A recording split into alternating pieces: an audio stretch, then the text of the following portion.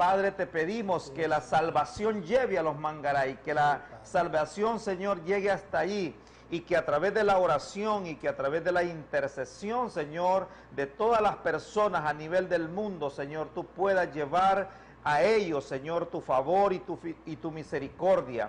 Padre, que los intercesores se multipliquen, Señor, que los misioneros se multipliquen allí, Señor, para que puedan llegar hasta los Mangaray, para que mejore aún, Señor, su condición de vida, Padre, a través de tu palabra, que tu Santo Espíritu, Señor, aleluya, cada día, Señor, resplandezca, aún que tú te puedas, Señor, manifestar, Señor, te pedimos que nos ayudes, que te manifiestes en el nombre de Jesús en los Mangaray, Padre. Gracias, Señor. Amén y amén. Amén, gloria a Dios, santo es el Señor. Bueno, qué bendición poder orar por estas etnias y poder, pues, ser de bendición, ¿verdad? Ser de gran bendición para nosotros, poder hacer esto todos los lunes y los martes. Amén. Y les pedimos que a las personas que nos miran, que puedan tomarse de orar por gente que no ha escuchado de Cristo, como ellos dicen que no conocen ningún cristiano. Entonces es importante que estemos orando por estas personas. Bueno, hemos estado hablando del libro de Daniel y pues ha sido una bonita experiencia ver cómo este gran hombre de Dios, tuvo una serie de revelaciones, las cuales vienen desde el tiempo que él estaba hasta nuestros días. Pues hoy vamos a continuar dándole más o menos un panorama general y hablando de algunas cosas importantes aquí con mis compañeros teólogos. Fíjate, hermano Januario, que nosotros tenemos también que hacer ver a nuestra gente, a la gente que nos ve, a la gente que nos escucha, que es importante que nosotros podamos primeramente creer en Dios, en el Dios Todopoderoso y en nuestro Salvador, ¿verdad? El Señor Jesucristo.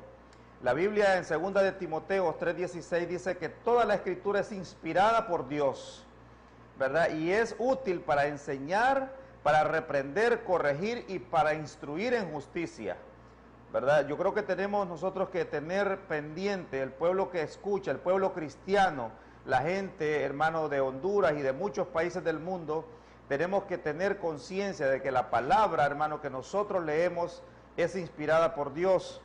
El libro de Segunda de Pedro, nos dice Pedro en Segunda de Pedro 2:1, dice que hubo también falsos profetas entre el pueblo, como habrá entre vosotros falsos maestros que introducirán encubiertamente herejías, y dice destructoras, y aún negarán al Señor que los rescató, atrayendo sobre sí mismo destrucción repentina, ¿verdad? Entonces creo que es importante que cuando nosotros leemos aquí, estudiamos aquí la palabra, es con el propósito, hermanos, de honrar al Rey de Reyes y Señor de Señores, a nuestro Señor Jesucristo, ¿verdad? Amén.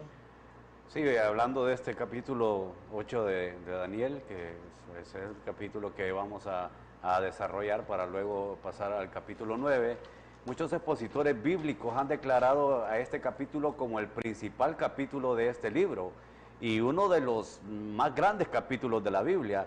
De hecho, este capítulo presenta un tema doble, que es un tema de oración y profecía. Ahora, si uno fuera a elegir los 10 capítulos más importantes de la Biblia, dijo alguien por ahí, en el tema de oración, este capítulo estaría incluido en cualquier lista, por la importancia y la trascendencia que este capítulo tiene en cuanto a ese tema de oración. Pero también nos vamos a estar enfocando bastante hoy en el tema profético de este capítulo, y eso es lo que vamos a estar desarrollando en el transcurso de este programa. Recuerda que también, ¿verdad? Es una visión, es una revelación de Dios al profeta Daniel, ¿verdad? Lo que estamos viendo también en el libro, en el capítulo 8 y el capítulo 9, que son los que vamos a ver hoy en este programa. Bueno, vamos a empezar, como siempre, más o menos dándole un panorama general y después nos vamos a centrar en algunos versículos del capítulo, principalmente del capítulo 8 al 9, creo que hay unos del 7, ¿verdad? ya los últimos del 7. Pero bueno, vamos a presentarles ahorita un resumen. Me gustaría que me pusieras la pantalla, por favor.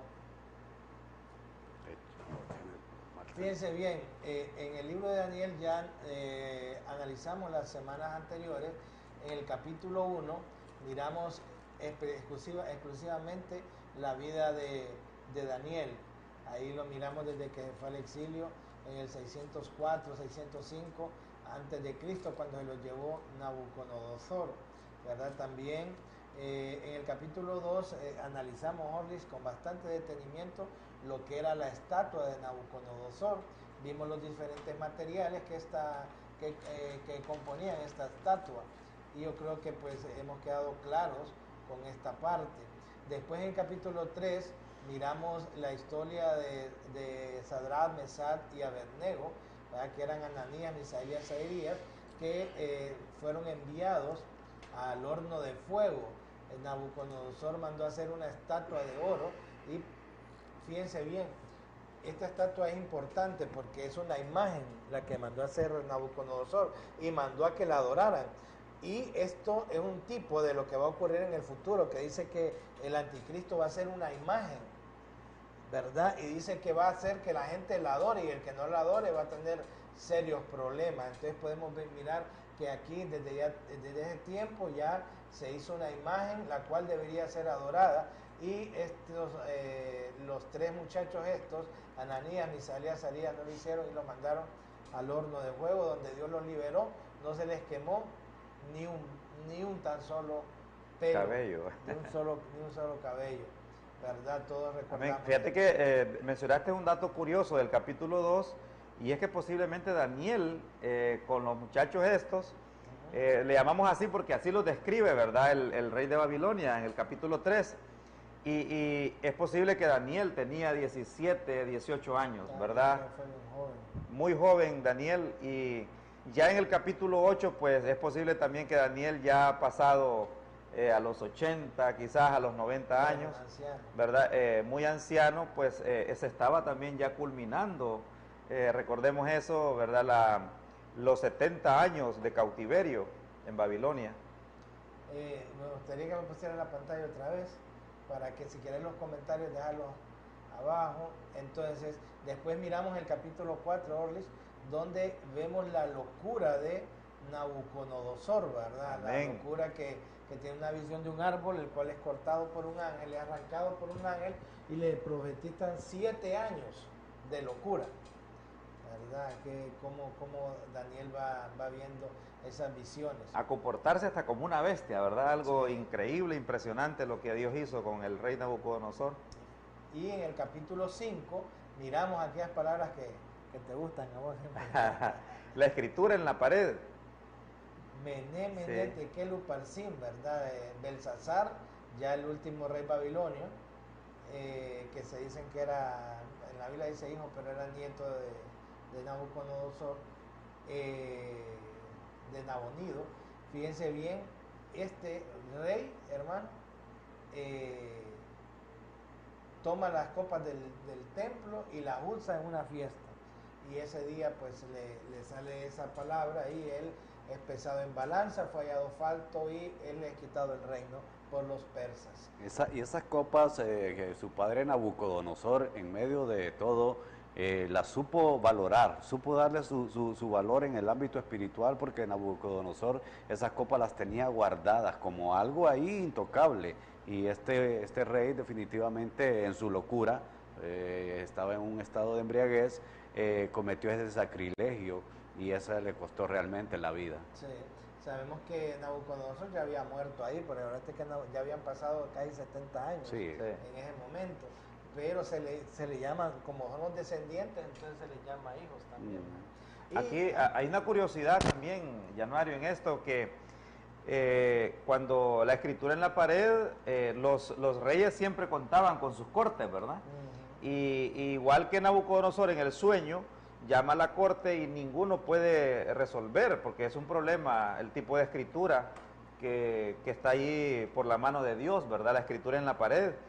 Y tiene que llamar a Daniel y le hace ofertas de riqueza, de regalos ostentosos, ¿verdad? A Daniel no le interesaba eso verdaderamente, él estaba más que todo honrando siempre en su vida como un hombre de Dios, honrando al Señor, ¿verdad?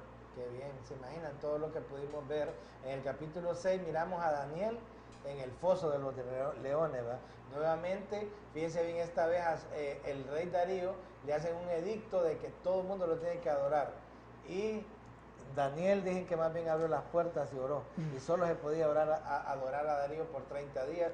Y aquí es donde lo tienen que meter al foso de leones. Darío un poco apesarado, dejó que lo metieran, pero al final un ángel o Dios lo salvó, ¿verdad? Darío lo amaba mucho, lo respetaba a pero Daniel. fue engañado por los sátrapas, Sí. para que le hicieran esa jugada a Daniel, pero siempre salió ileso de eso. Excelente. En el capítulo 7 vimos las bestias, ¿verdad? Todas esas bestias, el león con Babilonia, el oso con los persas, el leopardo con cuatro cabezas, con al lado. cabezas y 4 alas, que significaba, habíamos dicho que simbolizaba Grecia. Alejandro Magno. Miramos a Roma, que era la bestia horrible, ¿verdad? Y todas estas bestias, habíamos dicho en el capítulo 7 que habían salido del mar, y muchas veces nosotros representamos esto. Yo no sé si alguien me puede leer, fíjate que estaba viendo esto en Apocalipsis 17:15, no sé si me lo pueden leer, Apocalipsis 17:15. No, buscarlo ahí. Fíjate bien, acuérdense que Daniel dijo, miraba yo en visión de noche, y aquí los 4 vientos del cielo combatían en el gran mar. 4 veces grandes, diferentes, la una de la otra, subían del mar. Amén. Miremos Apocalipsis 17:15. Ok. Me dijo también, las aguas que has visto, donde la ramera se sienta, son pueblos, muchedumbres, naciones y lenguas. Fíjate, aquí por eso dicen, cuando hablamos del mar, del gran mar, está hablando de los pueblos de las naciones gentiles, donde se levantan estas 4 bestias, ¿verdad? Que simbolizan a Babilonia, Persia, Grecia y Roma. Y entonces eso es importante ver que desde ya, ¿verdad? Estos simbolizaban el mar, simboliza las naciones. Pero fíjate, Orlis, que la vez pasada estábamos viendo esto en el capítulo de Daniel 7:8, la visión del cuerno pequeño, porque para entrar al capítulo 8 también se habla de este cuerno. Me gustaría que 7:8. ¿Lo tienes, Sí. Denis? Dice, mientras yo contemplaba los cuernos, he aquí que otro cuerno pequeño salía entre ellos, y delante de él fueron arrancados 3 cuernos de los primeros, y he aquí este cuerno tenía ojos como de un hombre y una boca que hablaba grandes cosas. ¿Te imaginas? Desde ahí ya miramos que está hablando de un cuerno pequeño, y no lo debemos de perder de vista este cuerno para hacer las comparaciones que vamos a hacer más adelante.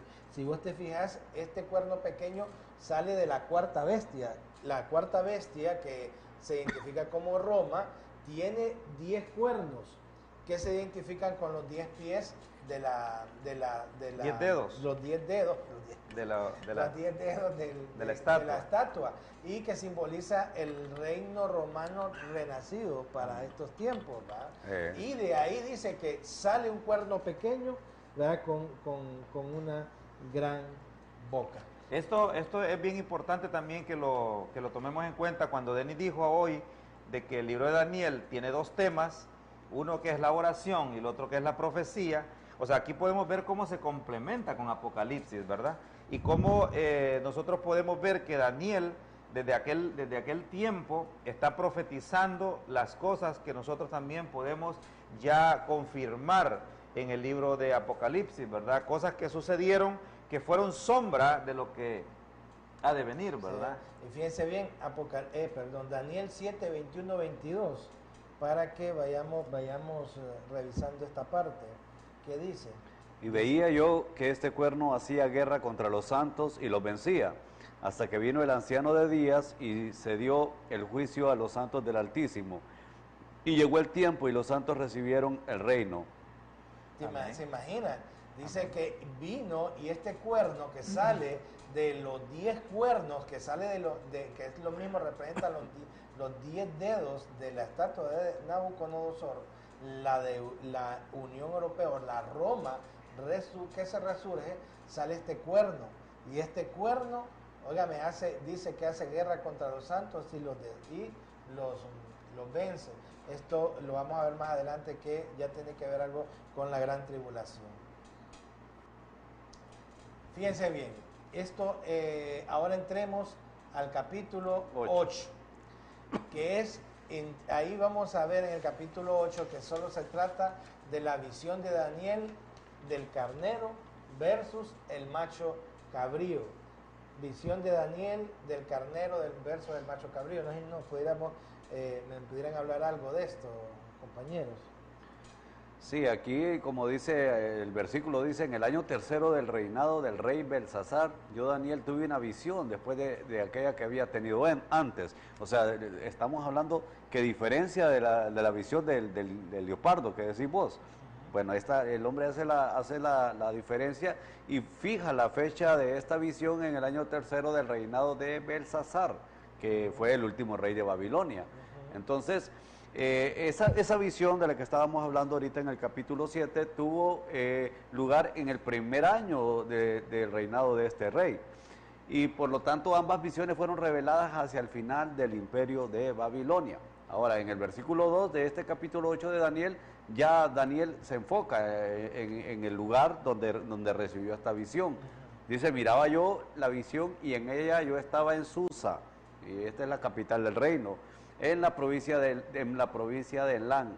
En la visión pues me veía junto al río Ulai, que lo estabas mencionando ahora vos, Orlich. Amén. El lugar de bueno, esta creemos visión. que según la... Heidekel, aquel que habíamos visto en Heidekel. Este es Ulai, este sí es en Persia. En Persia. Ajá. Sí, porque Susa era la capital del imperio medo-persa, Sí. el segundo imperio mundial en ese entonces, ¿verdad? Así es. Qué bien, entonces aquí tenemos la visión. ¿Qué visiones tuvimos aquí, hermano? ¿Qué bestias pudimos ver acá? Fíjense bien, vemos un macho cabrío Un carnero. Y un carnero. ¿Qué representaba el carnero? Fíjense bien, el carnero con sus dos cuernos, dice que tenía uno más grande Que el otro. que el otro.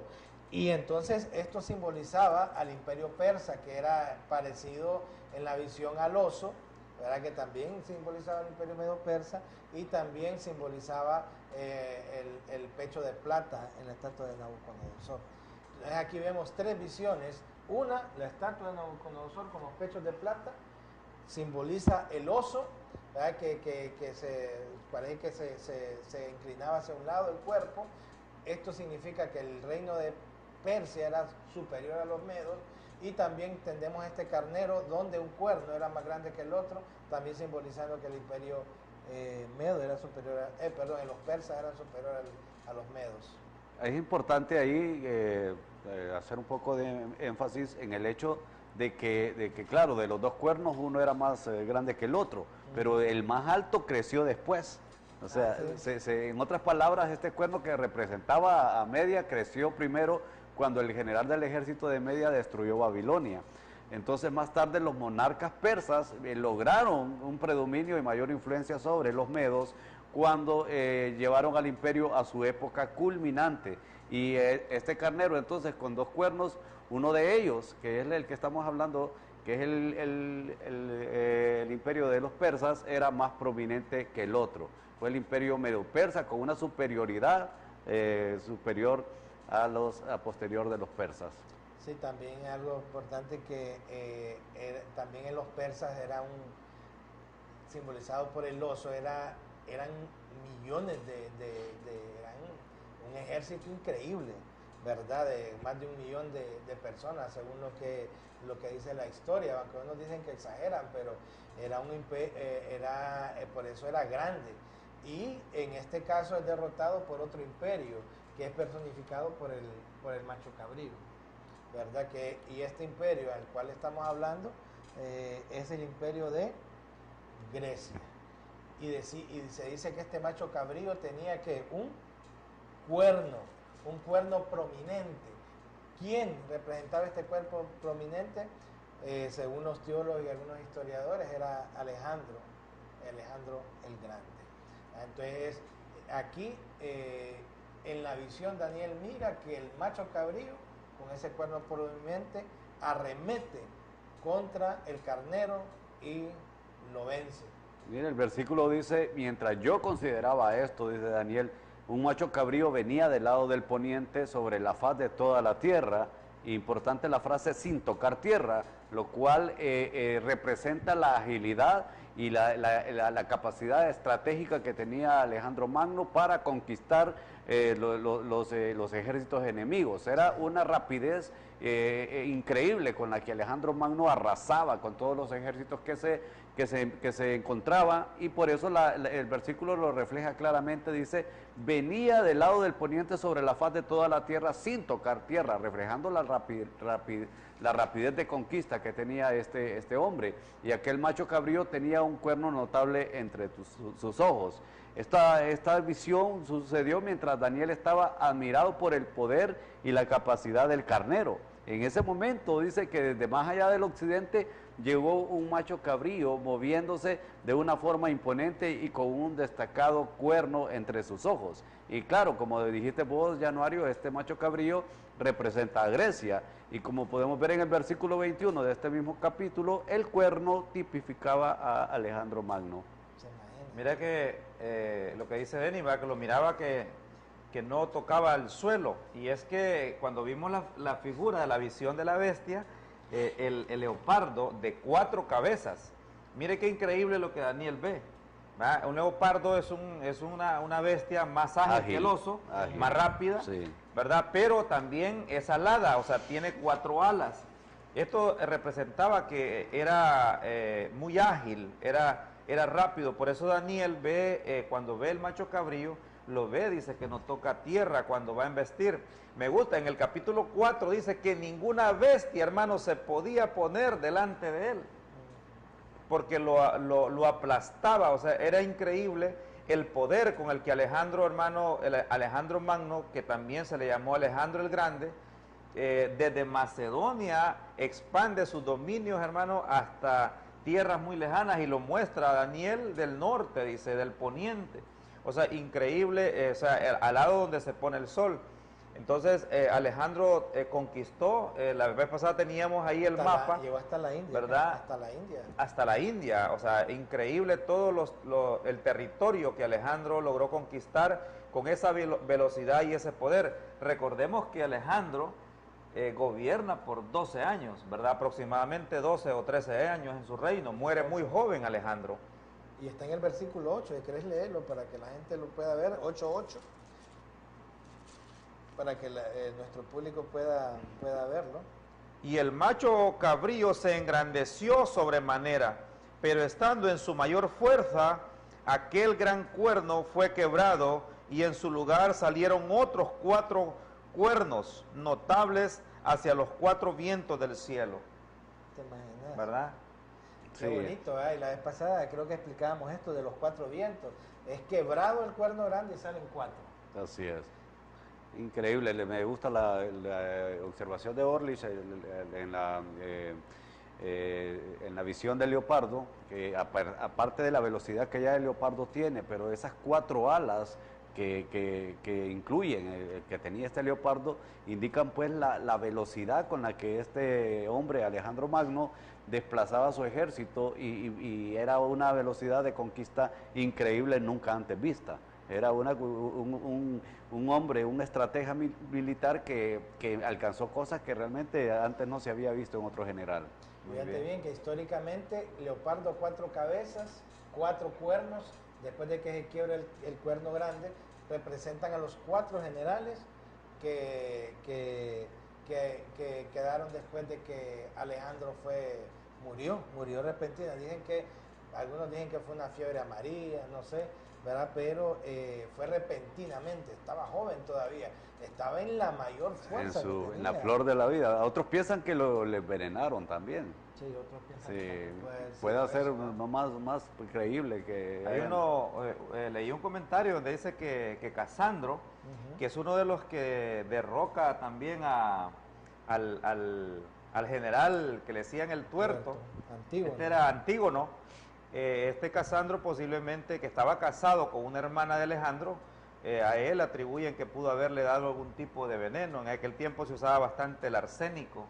Algunos, bueno, nosotros en eso no vamos a ahondar, pero se cree que pudo haber sido envenenado, pudo haber durado entre 1 o 2 semanas en su lecho de estado muerte, de coma, ¿verdad? Y Alejandro pues aún se despidió. Me gusta esa parte porque dice que daban oportunidad para que los soldados que pelearon al lado de él lo visitaran y se despidieran de Alejandro. Sí, dicen que Alejandro cuenta que llegó a Jerusalén y no la destruyó, ¿verdad? A Alejandro le gustaba pues las cuestiones, creo que fue le gustó la cultura. La cultura, creo que fue Aristóteles. El que estuvo con él, ¿verdad? Que lo instruyó, dice, ¿verdad? En cultura y todo eso. Entonces, pero ya ves, murió y su reino fue repartido en los 4 generales. Que bueno, primero eran 5, que era el que dice Orlich, que era Antígono, ¿verdad? Los otros 4 eran Lisimaco, Casandro, Seleuco y los Ptolomeos. Todos estos 4 últimos, Lisimaco, Casandro, Seleuco y Ptolomeo, matan a Antígono. Y al final quedan los 4 generales, que son los de la historia. Y con preeminencia entre Seleuco y los Ptolomeos. Seleuco toma Siria, la parte de Siria, y los Ptolomeos el norte de Egipto. Fíjate que en la profecía de Daniel también, Daniel profetiza que el reinado de Alejandro no tendría a quien dejarle su legado, su herencia. Así dice, es cierto. ¿Verdad? Entonces, qué importante es esto, pues, cómo se cumplió también la profecía de Daniel cuando vemos que se hizo realidad. Y mírate que posiblemente Antígono muere porque Alejandro le deja la responsabilidad de cuidar a un hermano que posiblemente dice que no era tan inteligente, y el hijo que Alejandro deja un hijo, pero también son asesinados porque ellos son los que verdaderamente tenían derecho a continuar ese reinado, pero ellos no estaban dispuestos. Otro dato importante que en esta historia pues nos cautivó bastante fue que estas personas, Lisimaco, Casandro, Antígono, Seleuco, estuvieron por 20 años peleándose algunos territorios importantes que Alejandro dominaba, hermano.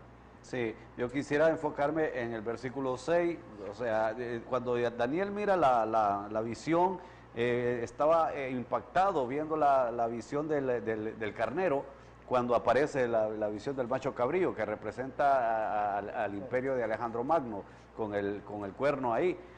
Pero la forma como ataca, en el versículo 6 dice, y vino hasta el carnero de 2 cuernos, dice, que yo había visto en la ribera del río, y corrió contra él con la furia de su fuerza. Hay versiones que añaden una frase a este versículo 7, y esa frase es, lo vi venir junto al carnero y enfurecido contra él. O sea, esto refleja, ¿verdad?, la viveza y la furia y el odio con la cual este hombre, Alejandro Magno, ataca a esta bestia que representa al imperio medo-persa, ¿verdad? Entonces hubo, ¿verdad?, una manera de ataque bastante fuerte. No sé cuál era el estímulo de Alejandro de atacar a este imperio medo-persa, Januario. ¿Habrá habido alguna trascendencia para que él...? No, acuérdate que primero era porque eso, de ese tiempo era conquistar. Era conquistar. El padre de Alejandro Filipo era un conquistador, pero acuérdense que ya los persas habían tenido, verá, ya encuentros, pero si ustedes, hay gente que, esa película que dan de Jerjes, los 300, se habla de Leónidas y los espartanos, sí, resistiendo a Leónidas, resistiendo a Jerjes, después cuando matan a Darío. Entonces ya la historia griega con Atenas y Esparta ya tenían una historia bien fuerte de enfrentamientos. Sí, y hay otra... Es que mira hermano, también hay que destacar algo importante en estos reinos. O sea, medos y persas, o sea, no es que eran reinados frágiles, o sea, eran ejércitos también poderosos, pues que se podían defender y rebelar. Es más, estamos creyendo de que también Necao en Egipto estaba también levantándose, y algunos pensaban que quizás Egipto podría también volver a recuperar su poderío y pelear contra Alejandro y pelear contra los medos y los persas. O sea, estos reinos, aunque algunos habían sido conquistados y habían sido debilitados, continuaban ahí ejerciendo su poder, su dominio. Cuando tú dices que es posible, ¿qué lo motivaba a Alejandro? Alejandro tenía un sueño y él quería conquistar la mayoría del mundo conocido. Sí, eso era lo que te quería enfocar, que realmente era una tierra apetecible, Sí, porque en esos tiempos se cree que el rey era Darío, que era el Medo, era conocido como Darío el Medo, y Darío se había asentado específicamente en Babilonia, una tierra deseable, era un lugar hermosísimo, y Alejandro, claro, como decís vos, Orlich, el anhelo de él era conquistar, pero era una tierra bastante apetecible, y él sabía que apoderándose de Babilonia iba a tener ahí como un cuartel general para seguir avanzando sus ataques hacia otros lugares, porque en esos tiempos realmente pues el Medo Persa era como el imperio que le podía hacer frente a Alejandro Magno, era como el ejército. Bueno, se cree que Alejandro también muere en Babilonia, ¿va?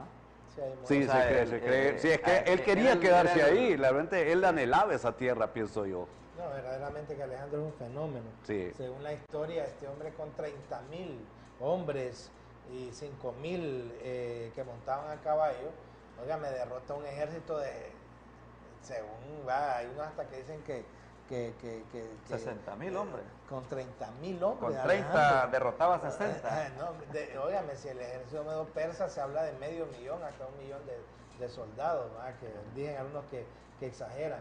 Y Alejandro con un ejército pequeño, como el leopardo, si está leopardo comparado contra un oso, es pequeño. Entonces, pero la agilidad. La agilidad y todo, las formas de pelear, después logran derrotar a los persas. Y pues al final ya Alejandro con un ejército de 120.000, cuenta la historia que llegó hasta el territorio de la India. Sí. Pero hablemos del cuerno, no sé ya, si hablamos ya del cuerno, del cuerno pequeño, del versículo 9, 8-9, no sé si alguien lo tiene por ahí ya. 8-9, Daniel. Sí. Y de uno de ellos salió un cuerno pequeño que creció mucho al sur y al oriente y hacia la tierra gloriosa. ¿Verdad? ¿El 10 está bien? Sí. Y se engrandeció hasta el ejército del cielo y parte del ejército de las estrellas. Echó por tierra y las pisoteó. ¿Se imaginan? Sale del uno de los cuernos, que se dice que es de los Seleucos, de los que está bien gobernado Siria, sale un cuerno pequeño y dice que se engrandeció. Y si tenemos una idea, según la historia, de quién es este cuerno. Es importante saber que muchos creen que el libro de Daniel fue escrito en el tiempo de los macabeos. ¿Por qué? Porque cuenta tan exactamente la historia, hermano, que muchos lo consideran más un libro histórico que un libro profético. Aunque nosotros, los que estamos aquí, sí creemos que es un libro profético. Sí. Y que fue escrito en los tiempos que vivió Daniel, que fue como en el año 600 al 530, por ahí, en esos años. Ahí hay un enfoque importante en este versículo 9, que es donde aparece primeramente el cuerno pequeño, que es el que nos vamos a enfocar ahorita. Dice el versículo 9, y de uno de ellos salió un cuerno pequeño que creció mucho al sur y al oriente y hacia la tierra gloriosa. Hay que enfocarnos, ¿qué significa la tierra gloriosa? La tierra gloriosa aquí es una referencia a Israel. Sí. Y este cuerno pequeño de este capítulo, estaba leyendo un comentario ahí que no es el mismo que fue descrito en el capítulo anterior, ¿verdad? No. Allá el cuerno pequeño surgió del cuarto reino. Sí, de los 10 cuernos. Correcto, de los 10 cuernos. Aquí en el capítulo 8, este cuerno pequeño surgió del tercer reino, que es el que estamos enfocados ahorita. Y este cuerno pequeño fue un personaje histórico, que es el que vamos ahorita a entrar en él. ¿Quién era ese cuerno pequeño? Bueno, la historia de este cuerno no solo está contada en la Biblia, sino que también está en la historia de los macabeos, Josefo también habla de él, y fue Antíoco Epifanes, o sea, un rey seleuco, ¿verdad?, de la dinastía de los Seleucos, que estuvo en gran conflicto con los Ptolomeos, con los egipcios. Pues según cuenta la historia, óigame, en una de esas pasadas, Antíoco quiere tomar Egipto, y los romanos lo pararon y le dijeron que no. Entonces regresa nuevamente a Siria, y en el pasó por Jerusalén. Y dice que ahí, hermano, hizo un gran desastre. Me gustaría que lo leyéramos entre versículos 9 y 14. Volvamos a leer del 9 al 14 para que podamos leer esa historia. Bien, dice, y de uno de ellos salió un cuerno pequeño que creció mucho al sur y al oriente y hacia la tierra gloriosa, y se engrandeció hasta el ejército del cielo, y parte del ejército y de las estrellas echó por tierra y las pisoteó, y aún se engrandeció contra el príncipe de los ejércitos, y por él fue quitado el continuo sacrificio, y el lugar de su santuario fue echado por tierra, y a causa de la prevaricación le fue entregado el ejército junto con el continuo sacrificio, y echó por tierra la verdad e hizo cuanto quiso y prosperó. Entonces, creo que lo podemos dejar hasta el 12. Aquí en este versículo, hermano, que acabamos de leer, en el versículo 9, se dice que este cuerno pequeño surgió de Siria, o sea, pues, específicamente, como decís vos, de la dinastía Seleucida. Y fue Antíoco IV o Epifanes, hijo de Antíoco el Grande. Y fíjate que este Epífanes, Antíoco, significaba el loco. Tenía un significado loco, porque realmente las atrocidades que cometió, la manera de conquistar, las matanzas y las crueldades, que realmente tenían que venir de una mente, hermanos, completamente atrofiada y diabólica completamente. No sé, Orly, si tenés algún comentario. Amén. Este versículo también nos habla de la prevaricación. Fíjate que en el capítulo 13, el prevaricato es un término usado actualmente en la cuestión del derecho. Y qué importante es que Daniel dice, entonces oí a un santo, ¿verdad?, que hablaba a otro de los santos, y preguntó a aquel que hablaba, ¿hasta cuándo durará la visión del continuo sacrificio y la prevaricación asoladora, entregando el santuario y el ejército para ser pisoteado? Nosotros creemos que Antíoco Epifanes sobornó o de alguna manera encantó a los sacerdotes, a alguien, para poder tomar control del templo. La prevaricación era sabiendo los santos. Aquí él lo mira como, es posible que es un sacerdote, ¿verdad?, que tenía la responsabilidad de cuidar lo sagrado, ¿verdad?, que era el templo. Pero como ya se había profetizado que iba a haber prevaricación, los sacerdotes sabían lo que iba a hacer Antíoco Epifanes. Y ellos permitieron, y ellos dieron lugar para que este hombre tomara control del santuario. Lo primero que hizo, acuérdense que fue erigir ahí un altar, ¿verdad? Entonces, pagano, ¿verdad? Un dios pagano. Y después de eso, hacer el sacrificio, ¿verdad? En lo que nosotros sabemos que este cuerno pequeño, pues cometió este sacrificio de prevaricación asoladora, ¿verdad? Jesucristo lo menciona allá en el capítulo 24 del libro de Mateo, y nos sorprendemos, ¿verdad?, cuando él lo menciona, que dice, como en el libro de Daniel lo profetiza, sucede 173 años, si recuerdo, antes de Cristo, este sacrificio, ¿verdad?, que este hombre hace ahí, la abominación asoladora, a través de Antíoco Epifanes. Así es. Un personaje, como dijo el hermano Denis, completamente loco, satánico, desafiando, hermano, la santidad del templo, ¿verdad? Que eso a todo mundo le causó tremenda impresión. Antíoco accedió al trono en el año 175 a.C. y ahí fue donde él realizó un ataque contra Jerusalén. No entendemos todavía qué fue lo que lo motivó, pero fue... Venían bravos. Venía completamente endemoniado, y fue contra él que se rebelaron los macabeos, ¿verdad? Que hablábamos que Judas Macabeo fue realmente uno de los líderes que organizó una rebelión contra este ejército sirio.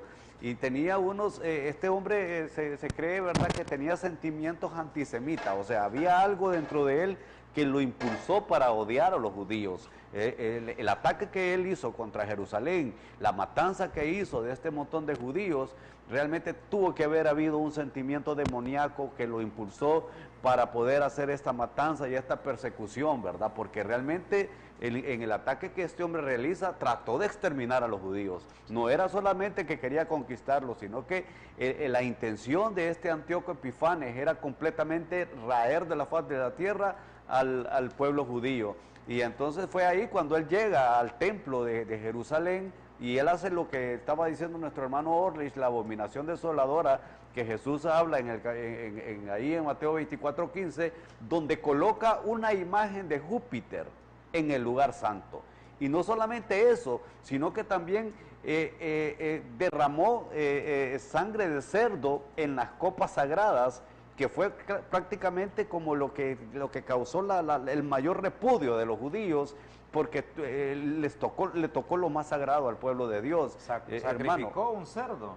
Y la sangre la derramó en las copas sagradas, ¿verdad? Entonces derramó el caldo de cerdo sobre esos vasos santos.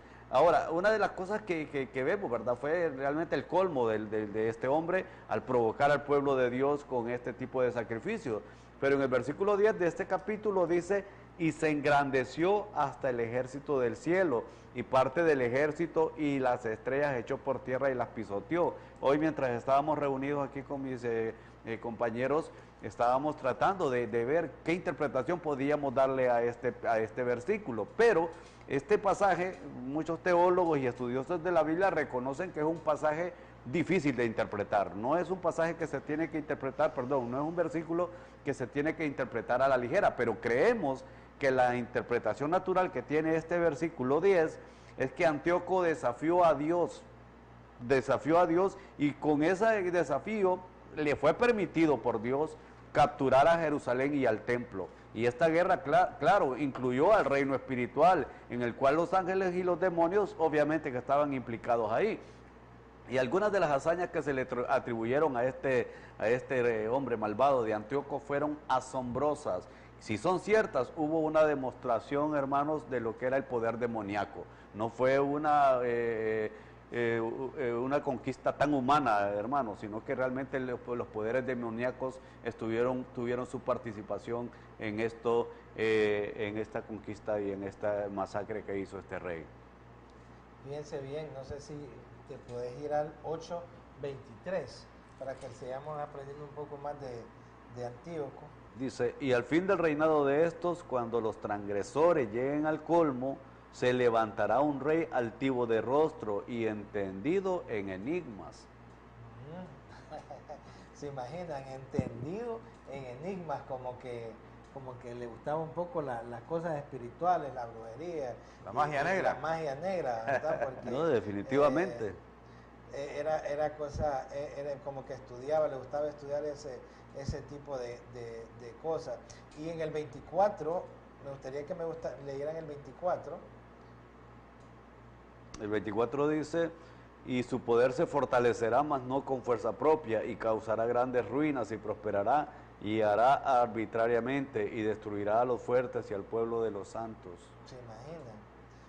Fíjense bien, en el versículo 25 dice: con su sagacidad hará prosperar el engaño en su mano, y en su corazón se engrandecerá, y sin aviso destruirá a muchos, y levantará contra el príncipe de los príncipes, se levantará contra el príncipe de los príncipes, pero será quebrantado, aunque no por mano humana.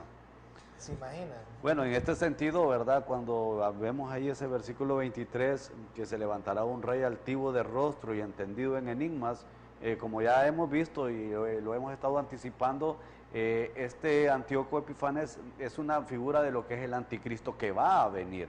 Entonces el Señor Jesús se refiere a él cuando él dijo en Mateo 24:24, porque se levantarán falsos cristos y falsos profetas y harán grandes señales y prodigios, de tal manera que engañarán, si es posible, aún a los escogidos. Y volviendo ahora a este versículo 24 que acabamos de leer, dice, su poder se fortalecerá, mas no con fuerza propia, y causará grandes ruinas, y prosperará y actuará arbitrariamente, y destruirá a los fuertes. Este Antíoco realmente fue uno de los peores dictadores que actuó contra el pueblo de Israel en la historia de los judíos. Creo que después de él, ahora, solo podemos compararlo con Hitler, ¿verdad? Del desastre que hizo con el pueblo de Israel. Sí. Si nosotros vemos todo el capítulo, nos damos cuenta que Daniel reconoce también, ¿verdad?, cómo el pueblo de Israel le ha dado la espalda a Dios. Entonces, este hombre, hermano, hace oración, él hace ruegos, él hace súplicas a Dios. Y mira que en el capítulo, en el versículo 27, en el 8:27, dice que Daniel está lleno de quebranto y dice que estuvo enfermo algunos días y cuando convalecí entendí los negocios del rey, dice, pero estaba espantado a causa de la visión y no la entendía. Si nosotros vemos a un siervo de Dios, hermano, cuánto amaba a Dios, aunque recordemos que todo su tiempo, prácticamente su vida, Daniel había vivido en Babilonia. Daniel había sido instruido aún en Babilonia, pero Daniel nunca perdió su amor por Dios, su amor por las leyes, su amor por la fidelidad a Dios y su amor por su pueblo, por Israel. Entonces Daniel, cuando ve esto, hermano, que describimos ahorita nosotros, la abominación desoladora, cuando nosotros vemos cómo este hombre hará juicio, hará con los santos, hermano, allí en ese lugar, toda esa profanación que Antíoco Epifanes hace, o sea, Daniel verdaderamente que se siente quebrantado delante de Dios, porque Daniel sabe que eso va a pasar. Daniel, hermano, era un profeta, decimos profetas de Dios, profetas de verdad, ¿verdad? No como algunos que están profetizando por ahí, hermano, pero quizás están profetizando mentiras, están profetizando cosas falsas, hermano, pero Daniel, hermano, estaba siendo tomado por el Espíritu Santo, él estaba haciendo, hermano, lo que verdaderamente el Señor, hermano, lo llamaba a hacer. Estaba profetizando y verdaderamente que él amaba a Israel y sabía que Israel iba a tener un tipo de juicio a causa de haberle dado la espalda a Dios, hermano. Y esto es lo que nosotros tenemos que también verlo desde el punto de vista espiritual, hermano, que como cristianos debemos de seguir confiando en Dios hasta el momento, hermano, en que Dios nos libre, hermano, de la mano del cazador y Dios no nos permita, hermano, que tengamos nosotros aquí un reinado con un tipo de gente como Antíoco Epifanes, ¿verdad? Sí, hay unas comparaciones que me gustaría hacer en base al versículo 25 que se refiere a este Antíoco Epifanes. Dice, con su sagacidad hará prosperar el engaño en su mano y en su corazón se engrandecerá y sin aviso destruirá a muchos y se levantará contra el príncipe de los príncipes, pero será quebrantado, aunque no por mano humana. Ya nosotros hemos visto que ese Antíoco es un ejemplo pálido de lo que es el anticristo, que va a venir en el futuro. Este versículo es una figura. Es una figura. Y eso realmente cuando habla aquí, que se levantará contra el príncipe de los príncipes, obviamente pues hace referencia a nuestro Señor Jesucristo. Pero hay cuatro cosas, ¿verdad?, que va a hacer Antíoco Epifanes y que hizo Antíoco Epifanes en menor escala, pero que también son comparadas con las cosas que va a hacer el anticristo. Y la primera es que va a hacer prosperar el engaño en su mano. Una de las cosas que hizo Antíoco Epifanes y que el anticristo va a hacer, ¿verdad? Y se nos dice en Apocalipsis capítulo 13, versículo 17, que nadie va a poder comprar y vender a menos que lleve la marca, que es el nombre de la bestia, ¿verdad? Entonces este hombre va a controlar la economía con gran poder y espíritu de venganza. Otra cosa que hizo Epifanes y que se compara con el anticristo es, en su corazón se engrandecerá. O sea, va a ser un hombre que hablará grandes cosas. Y en el Apocalipsis 13 dice que se le va a permitir hablar con arrogancia y proferir blasfemias contra Dios. Y ahí también tenemos otra comparación. Y la tercera, ¿verdad? Pues solo son cuatro. Dice que sin aviso destruirá a muchos. Obviamente el anticristo va a hacer una persecución terrible, no solo contra el pueblo de Dios, sino contra todos aquellos que crean en Cristo Jesús como su Salvador. Va a aparecer en la historia como un cordero, pero va a terminar siendo como un león. Y por último, dice que se va a levantar contra el príncipe de los príncipes, anticristo que representa a Antíoco Epifanes. Queda claro entonces que él se va a oponer a Cristo y luchará contra el Señor. Solo quiero dejarles una cosa. En el capítulo 7 vemos cómo sale un cuerno de 10 y este cuerno es una representación del anticristo. En el capítulo 8 que salen de la bestia, ¿ah? Salen de la bestia, de los 10 cuernos, dije que sale un cuerno que arranca 3. Pero en este capítulo 8 llegamos y no, como teólogos nosotros no podemos negar la parte histórica que existe. Este cuerno que sale de la parte de los seleucidas, de Siria, es un tipo, estamos diciendo, no es que Antíoco era el anticristo, no, es un tipo del anticristo. Y Denis mencionó varias formas de la que él se comportó, de la que el anticristo se va a comportar. Era un experto engañador, hizo un trato. Orlis mencionaba que él había hecho un trato con los sumos sacerdotes. Había un sumo sacerdote que se llamaba Jason y otro que se llamaba Onías. Y ellos se empezaron a pagarle a Antíoco para ver quién se quedaba. Y es por eso que Antíoco logra entrar al templo y hace las tratadas que hizo, por estos engaños. Y como dijo Denis, se espera que el anticristo también haga un pacto con el pueblo de Israel. Sí. Un pacto en el cual, ¿verdad?, se va a construir ese templo y después él mismo se va a sentar ahí. Entonces, estos son los elementos que nosotros podemos mencionar que son tipo del anticristo. También otra cosa que podemos mencionar de Antíoco Epifanes, que decía ahí que no iba a ser por mano humana, ¿verdad? Sino que esto personifica también al anticristo, porque el que va a destruir al anticristo es Dios personalmente.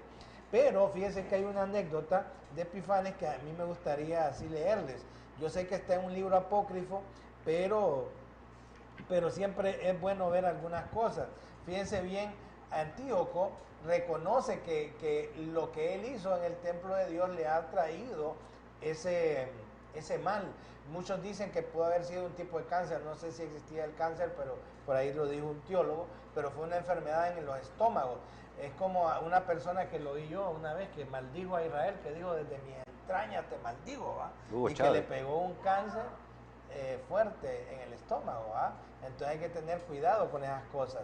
Entonces, y Epifanes, después de haber mancillado el templo de Israel, mire la carta que manda. Fíjense bien, dice, será que Daniel había dicho que sería quebrantado aunque no por mano humana. Mire una carta que manda Antíoco. Dice: por ahora recuerdo los males que hice en Jerusalén.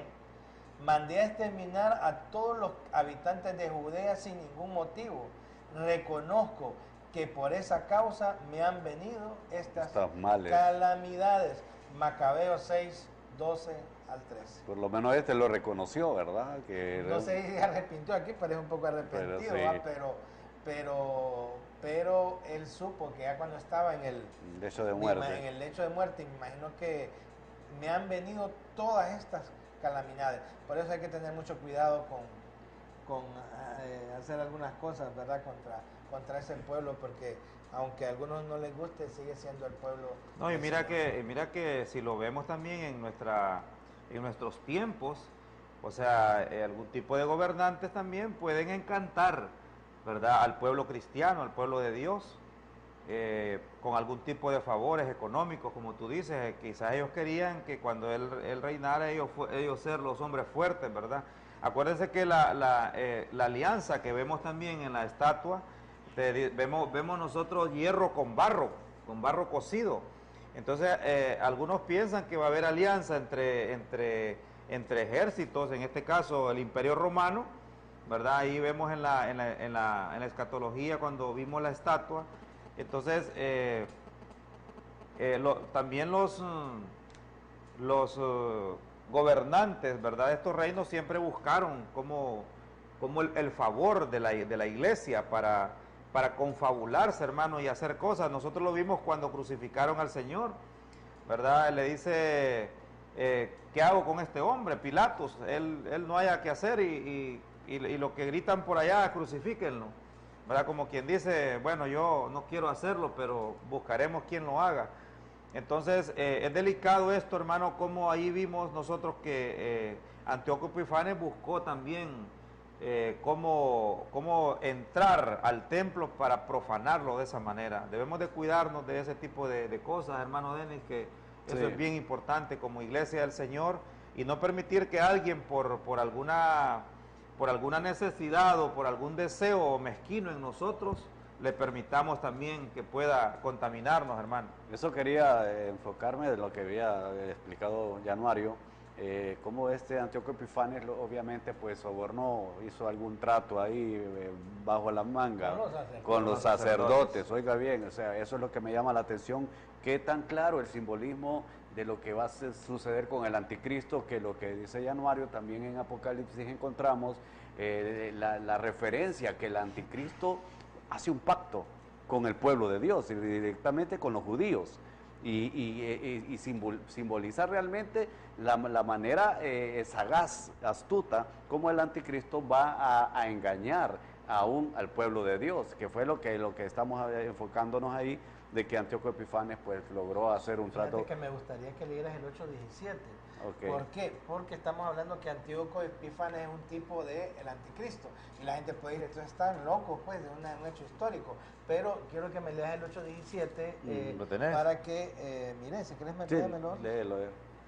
Vino luego cerca de donde yo estaba. Con su venida me asombré. Este es verdad. Sí. Y me postré sobre mi rostro, pero él me dijo, entiende, hijo de hombre, porque la visión es para el tiempo del fin. ¿Verdad? Entonces, ahí estamos viendo que normalmente en Daniel el tiempo del fin es el fin no del mundo, no el fin de los tiempos, cuando todas estas revelaciones van a salir a flote y vamos a ver el rapto, la parte donde sale el anticristo. Sí, en esta explicación, ¿verdad? Que el ángel Gabriel le da a Daniel, que por cierto, esta fue la primera aparición que hace el ángel Gabriel en la Biblia, aquí en este pasaje de Daniel. Es la primera vez que aparece el ángel Gabriel y le dejen claro, ¿verdad? Que a Daniel, que Antíoco Epifanes sencillamente no sería más que una figura en miniatura de lo que iba a ser el anticristo que vendría en un futuro distante. También le hace énfasis, ¿verdad?, que la visión es para el tiempo del fin. Y eso es bien importante ver el enfoque que el ángel Gabriel le hace a Daniel, haciéndole entender que esa visión no es algo que va a suceder pronto, sino que realmente es para el tiempo del fin. Y este tiempo del fin sitúa el cumplimiento completo de esta profecía en el periodo que nuestro Señor Jesucristo llamó la gran tribulación, que es lo que nosotros vemos y estudiamos ahí en el libro del Apocalipsis. El hombre aludido ahí es el anticristo, también llamado el hombre de pecado, ¿verdad? Ahí en el libro del Apocalipsis, perdón, en la segunda carta del apóstol Pablo a los tesalonicenses. Hay unos teólogos, no todos, pero porque hay tanto debate en esto y hay gente que cree que la nacionalidad del anticristo va a ser proveniente de ahí, de Siria. Fíjense, porque como Antíoco era sirio, pero eso no verdaderamente no se puede comprobar. Algunos han dicho que la nacionalidad del falso profeta pues puede ser puede ser también judío, ¿verdad? Porque hay algunos versículos ahí que dan algunas luces. Pero todo esto también, acuérdense que ahorita estamos en este estudio del que de aquí nos lleva para algunos versículos de Ezequiel. Después vamos a ir a estudiar el arrebatamiento. Después vamos a estudiar el libro de Apocalipsis. Esto, hermano, ahorita vamos casi por la mitad de este estudio, en el cual pues comenzamos cuando Jesús dijo en Mateo 24:14, que habló del profeta Daniel y la abominación desoladora, cuando estuvimos estudiando las señales del fin del mundo. Entonces, todo esto, hermano, es un compendio que siempre hemos querido que nos acompañen para que puedan con nosotros entender todas estas cosas. Amén. Mira que Dios está revelando también a través de Daniel, ¿verdad? Todo lo que el hombre cree que está oculto, ¿verdad? Ante los ojos de Dios, hermano, todo está desnudo. El contenido apocalíptico de lo que nosotros vemos aquí en Daniel está también revelándose en el libro de Apocalipsis. Y podemos ver que estos reinos también son reinos que abarcan las eras y los tiempos. Pero Daniel también está mirando en un futuro cercano y Daniel está mirando a un futuro muy, pero muy lejano. Entonces, y Dios, hermano, a través de él pone al desnudo todos los acontecimientos desde el pasado, porque a mí me impresiona cómo hemos venido viendo desde el momento del rey de Babilonia, Nabucodonosor, hermano, le viene ese sueño, se le olvida el sueño, Dios lo revela a través de Daniel, y Daniel comienza, hermano, a ver todo lo que está sucediendo en ese momento, pero también lo que va a suceder hasta los tiempos finales. Impresionante cómo lo futuro, hermano, lo actual, Dios lo revela a Daniel, lo que va a acontecer de un futuro inmediato, como lo vimos, o un futuro cercano y el futuro lejano. Lo que el hermano Denis decía ahorita, de que como Daniel estaba viendo a Antíoco Epifanes, pero también Daniel está mirando la figura del anticristo. Allá en el libro de Apocalipsis también lo vemos como Dios lo revela, Juan. Excelente, qué bueno cómo pudimos ver estos detalles, y una de las cosas importantes que ustedes tienen que tener en mente es cómo se revela el tiempo de los gentiles. Desde el momento que Nabucodonosor va y toma control de Jerusalén, destruye el templo, sigue todo esto, hermano, en todos estos imperios, el babilónico, el medo-persa, se vuelve a reconstruir el templo. En los tiempos de Jesús se vuelve a destruir el templo en el año 70 después de Cristo, vuelve a destruir el templo. En el año 135 Adriano echa fuera a todos los judíos de su tierra. Óigame, y los gentiles han pisoteado la tierra santa en todos estos años. Y miramos que aún ahora, hermano, aún en estos tiempos, después del retorno de 1948 de Israel, miramos que la tierra de Israel todavía no ha sido devuelta completa a los judíos. Todavía estamos en el tiempo de los gentiles, todavía se está, hermano, no se ha entregado a ese pueblo lo que Dios le dio. Amén. Y mira las luces que estaba diciendo. Impresionante cómo ya ahorita las noticias, ¿verdad? Se está hablando fuertemente de la reconstrucción del templo de Jerusalén, hermano. Ahorita, de hecho, el traslado de la Embajada de Norteamérica de Tel Aviv a Jerusalén ha causado revuelos, ¿verdad? Bueno, ¿qué está pasando? Estamos ya viendo cumplimiento de los tiempos, de lo que nos habla Daniel en la Biblia. Entonces, porque sí sabemos que se va a devolver esa tierra al pueblo de Israel. Muy importante esto, lo que estamos viendo ahorita, ya que nos metimos en este punto tan importante de lo que está pasando en Israel, actualmente, de que Jerusalén haya sido ya denominada capital de Israel. Esto es un detonante. Ahorita viene algo que puede ser crucial para toda la humanidad. De hecho, ya muchos países de Siria y de estos que son contrarios a Israel ya retiraron a sus embajadores de Israel. Se está avecinando realmente una batalla fuerte contra Israel. Los judíos se están preparando, hermanos, ya para lo que se avecina.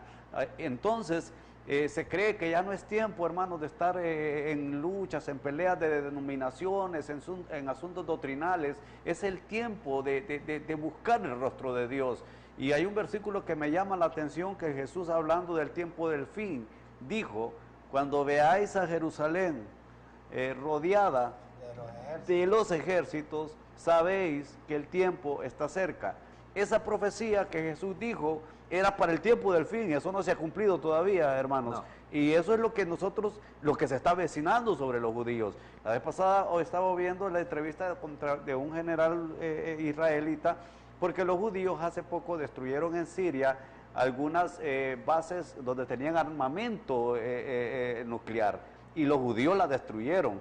Y eso es algo que ni Estados Unidos se había atrevido a hacer. Pero los judíos no andan con temores cuando saben que estas cosas van dirigidas para atacarlos a ellos mismos. Entonces, no es que Israel esté comenzando algo, no es que los judíos estén tratando de comenzar una batalla, simplemente el pueblo de Dios se está defendiendo, porque eso es lo único que le queda hacerse, porque lo que se viene probablemente sea una batalla contra el pueblo de Israel, y eso es lo que la profecía No, y nos mira, dice. en el 48, ¿verdad? Cuando Renace. renace Israel como nación. Después de la aniquilación, ¿verdad? Y el holocausto que vimos nosotros ahí en la guerra del 39 al 45 en Alemania con Hitler.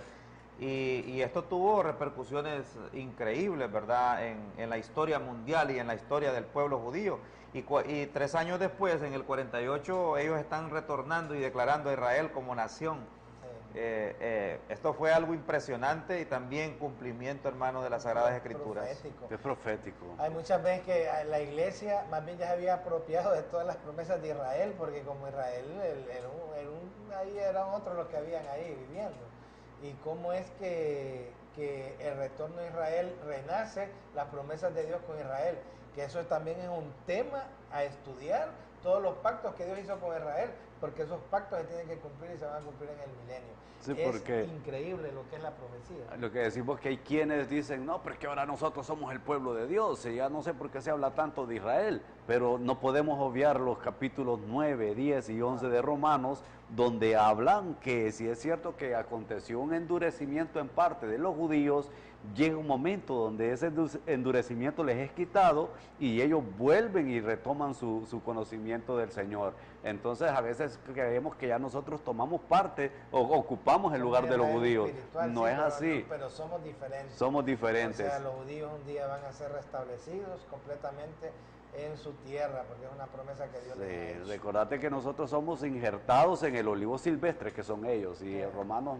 No, nosotros somos olivo silvestre, correcto, en el olivo verdadero. En el olivo verdadero, es que tienes razón. Espiritualmente hablando, espiritualmente hablando. Pero si lo vemos de parte de linaje, de parte de sangre, hermano, los judíos, ellos son judíos.